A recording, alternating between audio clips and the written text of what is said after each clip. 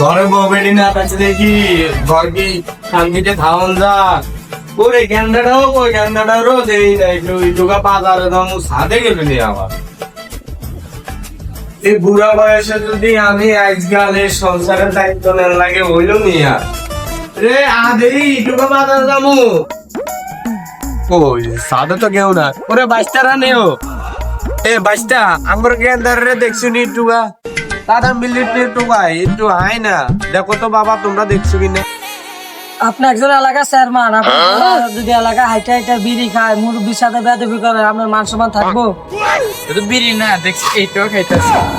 আমার পোলার মতন কি অষ্ট এলাকায় আর ভালো একটা ছেড়া আছে কি বলো তোমরা দেখে শুনে বলো তো চলেন চেয়ারম্যান সাহেব আপনারা দেখাই।